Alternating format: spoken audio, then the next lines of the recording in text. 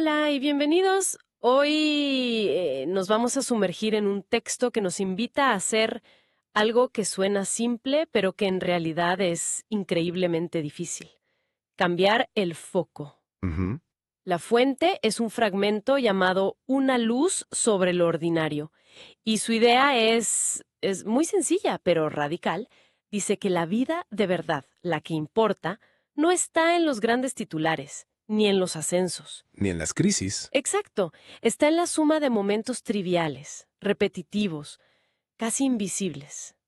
Así que nuestra misión hoy es desempacar esa idea, ver cómo la construye el autor y bueno, ¿qué podemos sacar de todo esto?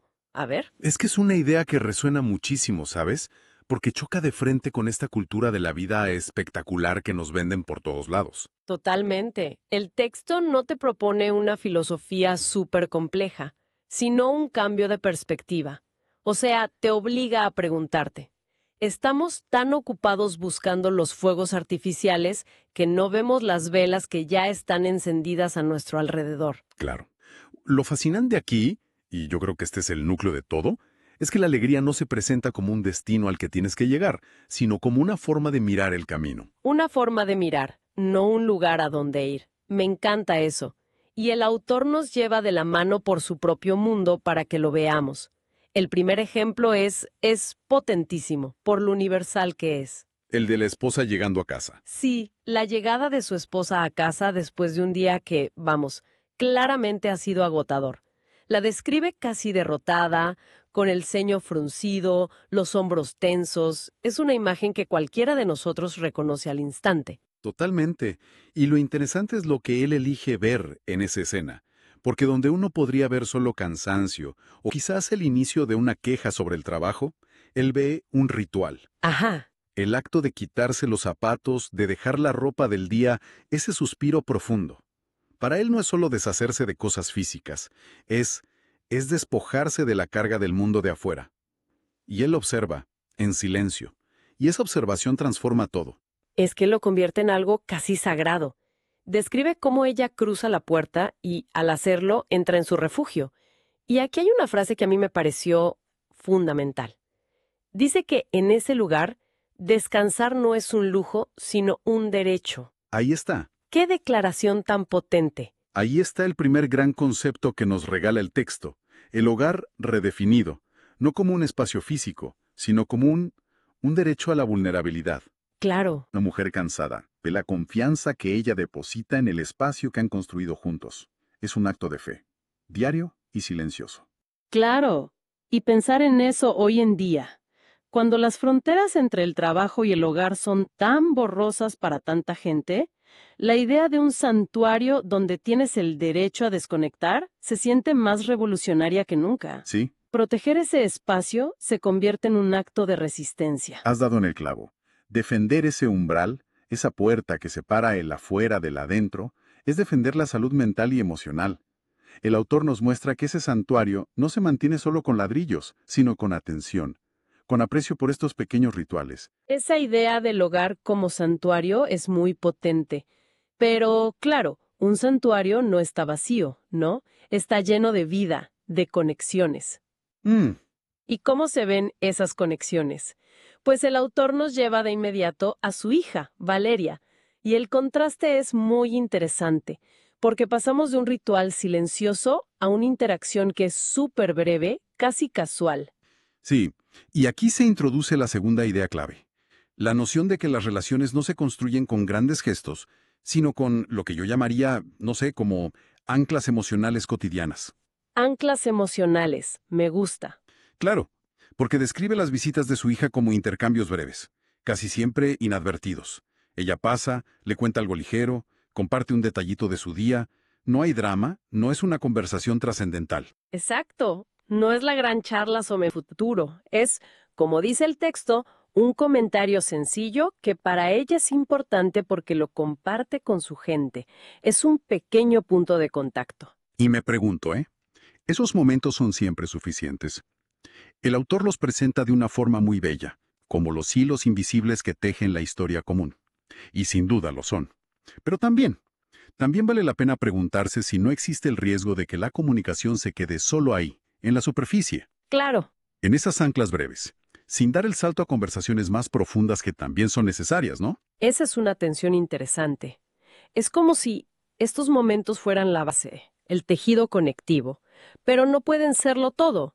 Quizás el autor asume que las conversaciones profundas ya existen, y lo que él quiere rescatar es justo lo que solemos descartar por trivial. Mm, Quiere decirnos que el ¿qué tal tu día? No es relleno, es la confirmación constante de un me importas. estoy de acuerdo. Visto así, no son excluyentes. Son recordatorios sutiles pero constantes de que pertenecemos los unos a los otros. Rompen la monotonía no con un estruendo, sino con una pequeña chispa de afecto. Sí, son como las pulsaciones de un corazón. No notas cada latido, pero su ritmo constante es lo que te mantiene vivo.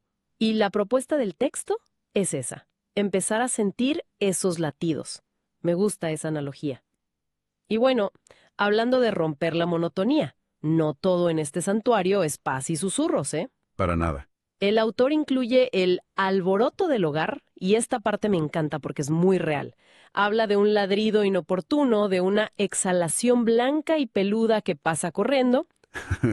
De un reclamo perruno exigiendo cariño. Esto es la vida real. No es la paz de un monasterio. Sí, pero también es un caos muy particular, ¿no crees? Es un caos bienvenido, un caos, digamos, curado. Curado. A ver, explícate. El autor elige enfocarse en la vitalidad del ladrido del perro, pero convenientemente omite la discusión sobre quién tiene que sacarlo a pasear a las 6 de la mañana, o limpiar el desorden que dejó. Cierto. Y esto nos revela algo importante sobre el texto mismo. No es un retrato objetivo de la realidad, es un ejercicio consciente de selección. Es una decisión de dónde pones la luz. Qué buena observación. No la había pensado así, la verdad. No es un documental de su día. Es, es el montaje del director con los momentos que él ha decidido que son significativos. Exacto. Eso le da todavía más fuerza a su argumento. La alegría no es algo que simplemente pasa. Es algo que él decide encontrar y destacar, incluso en medio del caos. Precisamente. Ese caos es fundamental porque impide que la rutina se convierta en un silencio estéril. Pero el hecho de que él lo interprete como vida en lugar de molestia es el acto central. Claro. La demanda de cariño del perro es un afecto sin condiciones, puro, y él elige verlo así. Es una interrupción que, en lugar de romper la paz, la reafirma. Demuestra que el hogar es un ecosistema vivo, no un museo silencioso. Y ese ecosistema no se limita a las paredes de la casa. La reflexión se expande. Se va a las conexiones que llegan de lejos, a través del teléfono. Y menciona un abanico de mensajes y llamadas que juntos pintan un cuadro muy completo de su red de afectos. Lo cual es crucial en nuestro mundo, ¿no? Gran parte de nuestras interacciones ya no son cara a cara. Y el autor nos muestra cómo estos ecos de afecto, como podríamos llamarlos, también alimentan ese santuario interior. Gracias por existir. ¿Qué? ¿Qué frase tan potente? Luego pregunta sobre la salud de sus cuñadas, que muestran esa red de cuidado familiar. Y después, algo tan cotidiano como el saludo de su amigo Oscar. ¿Cómo vas, Caliche? Ese apodo. Ese apodo, esa informalidad, habla de años de historia y confianza. Sí, y es interesante, porque este flujo de mensajes también se puede ver desde otra perspectiva. Para el autor, claramente, es una fuente de conexión. Pero seamos honestos, para muchas personas hoy, esa avalancha constante de notificaciones, mensajes y llamadas es una fuente de ansiedad tremenda. Uf, sí. Lo que para él es un eco de afecto, para otro podría ser una demanda incesante de atención. Entonces, ¿cuál es la diferencia? ¿Qué hace que para él sea una bendición y para otros una carga? Supongo que vuelve a lo que decías antes, la intencionalidad. Él no parece ser un receptor pasivo, sino alguien que activamente valora cada una de estas pulsaciones. Ajá. Quizás la diferencia está en percibirlo no como una obligación de responder, sino como una afirmación de que eres importante para otros, de que ocupas un lugar en sus mentes y en sus vidas, aunque sea por un segundo. Has dado en el punto. Cada mensaje, desde el más íntimo hasta el profesional que mencionabas, el de un cliente que busca ayuda, es una prueba de que su existencia tiene un impacto. Claro. Juntos, todos esos pequeños toques digitales forman un mosaico que le da densidad y textura a su día. Sin ellos, el silencio podría sentirse como aislamiento. Para él, se siente como conexión. Entonces, si juntamos todas las piezas, el regreso a casa, la visita de la hija, el caos del perro, los mensajes, llegamos a la conclusión del autor. Él mismo lo reconoce, ¿eh? Ninguno de estos hechos es espectacular. No, para nada. Nadie va a escribir un libro de historia sobre esto, pero para él, ahí reside lo esencial. Y aquí viene la frase que lo resume todo. En estas pequeñas chispas de cotidianidad se esconde una forma pura de alegría. Y aquí es donde el texto nos entrega su tercera y, creo yo, más profunda idea. La alegría no es un evento que se persigue o se mide, es un lente a través del cual se elige mirar el mundo. ¿Un lente? Sí.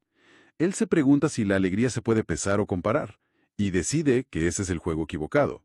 Con una humildad admirable, porque dice, con el derecho de equivocarme, simplemente afirma que la alegría es. ¿Simplemente es? No necesita justificación ni una escala de intensidad. Simplemente está presente. Es una idea muy liberadora. Implica dejar de auditarnos constantemente para ver si somos suficientemente felices según algún estándar externo, y simplemente aprender a reconocerla en sus formas más discretas cuando aparece. Y la metáfora final es la que cierra el círculo de manera brillante. La alegría, dice, es una presencia leve, como una luz que se posa sobre lo ordinario y lo convierte, aunque sea por un instante, en algo que vale la pena recordar. ¡Qué belleza! Esto es crucial. La magia no está en el momento en sí mismo. El momento es ordinario. La magia está en el acto de iluminarlo con nuestra atención. La alegría no está en el objeto, está en la mirada. Eso conecta directamente con tu punto sobre el caos curado. Exacto. El ladrido del perro puede ser una molestia o una señal de vida. La llegada cansada de la esposa puede ser un problema o un testimonio de confianza. La elección de dónde ponemos esa luz de la atención es lo que transforma por completo la experiencia. Exactamente. No se trata de negar la realidad o de un optimismo ingenuo para nada. Es un acto deliberado de valoración. Es la diferencia entre simplemente ver y verdaderamente observar. Entonces, el análisis nos deja con varias ideas muy claras. Primero, la de redefinir el hogar como un derecho a la vulnerabilidad. Segundo, la de entender que las relaciones se nutren de pequeñas y constantes anclas emocionales. Y tercero, y quizá lo más importante, que la alegría no es algo que se encuentra, sino una luz que proyectamos sobre lo cotidiano. Es una invitación a recalibrar nuestra atención. Sin duda. Y esto me deja con una última reflexión para considerar. El autor se enfoca magistralmente en cómo esta luz de la atención revela la alegría en lo ordinario. Esto lleva a pensar, si este acto de atención plena puede transformar lo mundano, ¿qué pasa con los momentos que no son alegres? Claro. ¿Los difíciles, los frustrantes o simplemente los aburridos? La rutina diaria está llena de ellos. Es una pregunta desafiante, porque una cosa es encontrar la luz en el saludo de tu hija y otra muy distinta encontrarla en un atasco de tráfico o, no sé, en un correo electrónico pasivo-agresivo. Claro, y el objetivo no sería convertir mágicamente la frustración en alegría. Eso sería absurdo. La pregunta es, ¿puede este mismo ejercicio de observar con atención, sin juicio, transformar también nuestra relación con las dificultades cotidianas? Quizá observar la irritación con la misma calma con la que se observa un gesto de cariño no la elimine, pero podría revelarnos algo sobre nuestra paciencia, nuestros límites o nuestras expectativas. Quizá esa misma luz no siempre revela alegría, pero siempre revela algo que vale la pena ver.